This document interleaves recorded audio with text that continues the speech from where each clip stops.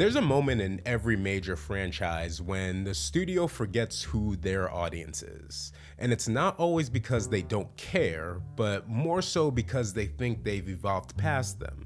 And The Acolyte continues to be one of the clearest examples of that moment. Not because it changed canon, not because it took risk, but because it misread the relationship fans have with Star Wars itself.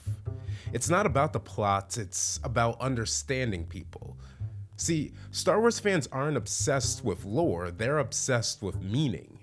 One of the biggest misunderstandings Disney Lucasfilm had going into The Acolyte is the belief that fans cling to details just for the sake of details, but that's never actually been true.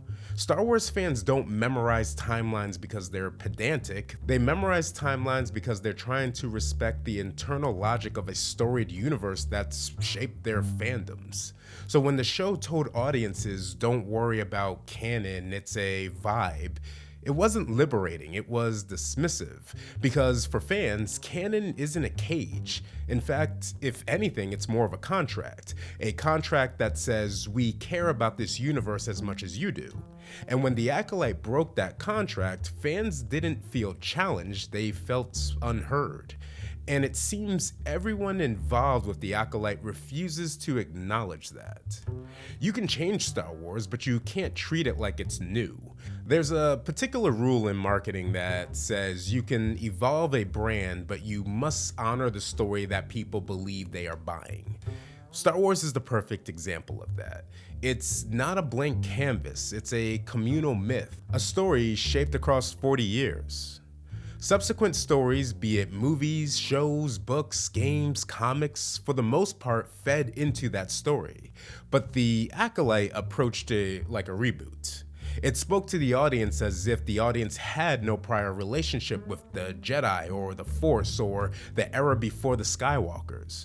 It tried to introduce Star Wars to Star Wars fans. And that has always landed wrong when it comes to Disney. Because when you pretend that the past doesn't matter, the people who lived through that past feel like they don't matter either. And why would those people then pass your brand off? Which leads into the biggest mistake that the show creator keeps making. They continue to treat criticism like hostility, not feedback. Most of Star Wars fans argued in good faith. They wanted clarity, consistency, respect for the world they love. When shows like The Bad Batch, The Mandalorian, and Andor began to feed into the lore, some things were received well, others not so much, but the relationship was one of understanding. However, the conversation around The Acolyte became adversarial almost instantly. Criticism wasn't treated as a conversation, it was treated as conflict. And nothing fractures a fandom faster than the feeling that the creators are defending themselves from the audience instead of dialoguing with them. Because fans aren't just customers, they're participants. They fill the world with art and theories, videos, and debates.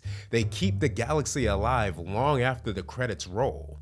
And when you frame their concerns as aggression, you're not protecting the show, you're rejecting the very people who carry it. But let the creators tell it, and it's the fans who hate change, who have some sort of problem with themselves. Except fans don't actually hate change, they hate disconnection. See, there's this narrative that Star Wars fans resist anything new, but history shows the opposite. Most embraced Ahsoka, even though she was a radical addition.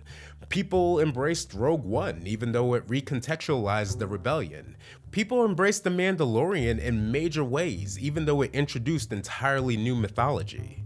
The difference is pretty simple. Those stories understood what mattered to fans, the emotional architecture. The Acolyte introduced new ideas, but it didn't anchor them in the tonal gravity that makes Star Wars what it is. It treated the Force like some kind of mechanic, not a philosophy. It treated the Jedi as an aesthetic, not an order. And it treated legacy as optional. And when you remove the meaning, the newness feels empty. That belief that Star Wars has almost always been about is suddenly gone. Here's an interesting truth. Fans weren't wrong about The Acolyte, they were reacting to a deeper discomfort. the sense that the show was speaking at them, not with them, and calling fans fascists and sexist and racist and whatever else as a way to deflect from the fact that the show couldn't connect with the majority of fans, it's a terrible idea. Not just for the show itself, but for the brand of Star Wars. Great franchises grow when creators guide the audience into unexplored territory, but they do it hand in hand. There is usually some sort of relationship. But if you spend the entirety of the relationship telling the other party that they don't have a say, that they don't matter, and that they are the problem, you can't exactly be surprised when you try to say I love you and they don't say it back. I would never let